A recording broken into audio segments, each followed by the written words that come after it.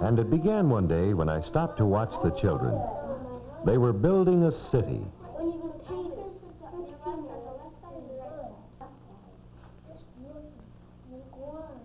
Jack was painting the streets. Kathy was making the post office. Susan was starting on a gas station. Bob was building houses. They were having such a wonderful time. But then I noticed another boy, Johnny, just standing there, all alone. He looked so unhappy that I couldn't help wondering what was the matter. Hello, Johnny. Yeah, what do you want? I just wondered why you aren't playing with the other children. Who wants to play with them? I didn't really think Johnny meant that, so I decided to ask the others. Hello, boys and girls. Hi. Excuse me for interrupting, but why isn't Johnny playing with you? Well, Johnny's rude and selfish. He doesn't think of others. He won't take turns. And he always seems to be mad at somebody, always shouting or bossing us around.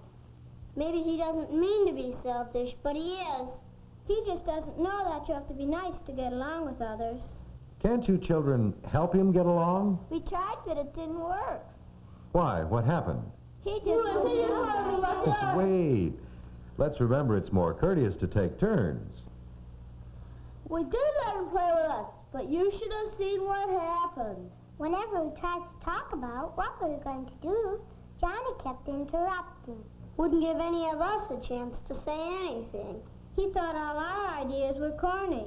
He wouldn't let anybody else use the blue paint. Said he was the only one who could have a blue house. Anytime he wanted something, he would just grab it. He wouldn't take turns or share. And when we told him we didn't like it, he was very rude. So we just decided that if we were going to have any fun, he couldn't play with us. Gee whiz, what a creep! Oh, that's too bad. Isn't there any way we can help Johnny learn to be considerate? He'll never learn. Maybe not, if nobody will be nice to Johnny and really try to help him. But how? What else can we do? We could call him over and really try again. Okay? Johnny, Yeah. can you please come over here a minute? Okay. Hello, John. Hello. Hi. We were just having a little talk, and we'd like it if you could tell us what you think. What about? We were talking about consideration for others and being nice to people. Oh, You know what that means? sure. Things like taking turns and sharing, not being bossy, and interrupting all the time, and saying nice things like please and thank you. That's right. You do know what consideration for others means, don't you? Sure, who doesn't? Sure, who doesn't? You don't, that's who. Hold on, Susan. You're giving a good example of how not to be nice to others. I'm sorry, but he makes me so mad. He knows all the nice things to do. Why doesn't he do them? Maybe he forgets, just like you just did. What do you say, Johnny? How can I be nice to them? They won't even play with me. Do you have any idea of why they don't play with you? I don't know. Guess they just don't want to. Maybe there are other reasons. What, for instance? Here, let me draw you a picture. Do you know what I'm drawing? A bowl?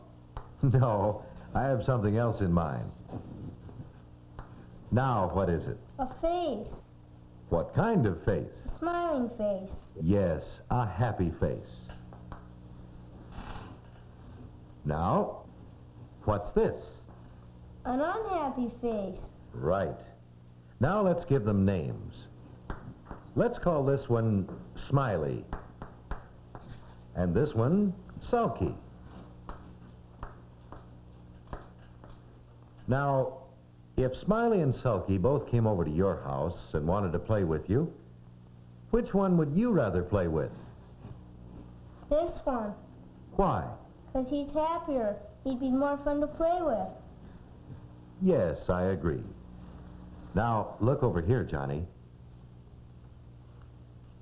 would you say you look more like Smiley or Sulky?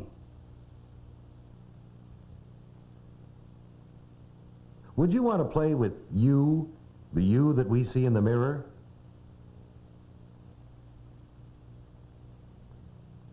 If you want other children to like to play with you, you'll have to be a Smiley, not a Sulky.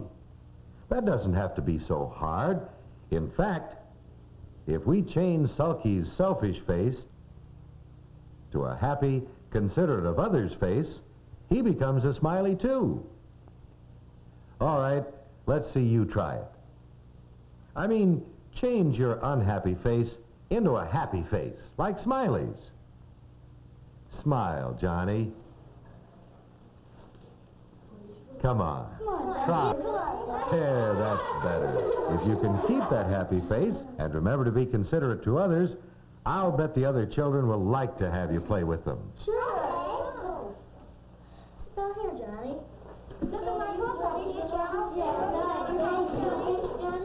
Thank you. I wish I could say this is the end of it, but things never seem to work out that easily. Nobody can just all of a sudden start being nice to others. It takes a while. You have to try real hard and get lots of practice, or it's easy to forget to be nice. And I'm afraid that Johnny hasn't been trying long enough to go very far without a slip-up. Uh-oh, here it comes. Just a minute, Johnny. Let me finish. I think we... No, I got a better idea. Down. Kathy's talking. Let her finish. Kathy's idea stinks. So here's the way we're gonna do it. Now we'll put the post office over here, and my house up here. Hey, what's the matter? You're no fun to play with when you want to do all the talking. Oh, gosh, I'm sorry, I forgot. That's just the trouble, you're always forgetting. Gee, I want to be nice, but how can I remember? I'm trying, then all of a sudden I get excited and forget. That's a real tough problem. How can we remember to always be considerate of others? Does anyone know? It won't work unless you want to be nice. Really, really want to. But I do really want to. Then you'll have to keep trying. Trying extra hard. Maybe you're not trying hard enough.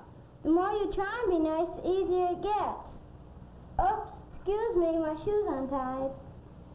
How did you learn to tie your shoes, Johnny? Well, I just wanted to, so my mom showed me how, and I kept on practicing and trying, and pretty soon I could just do it. It's easy. Sure. Learning to be considerate of others is like learning to tie your shoes.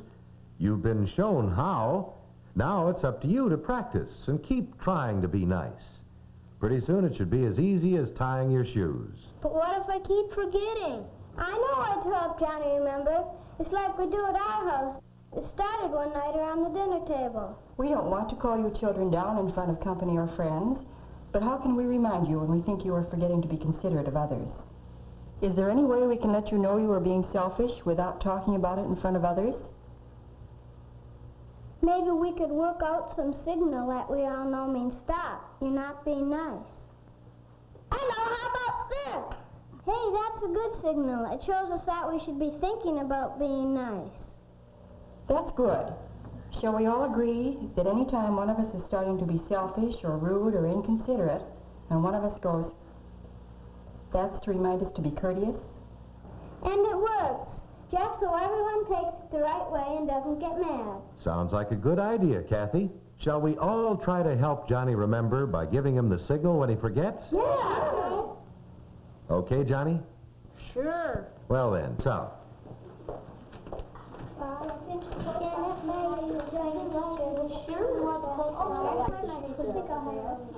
Johnny.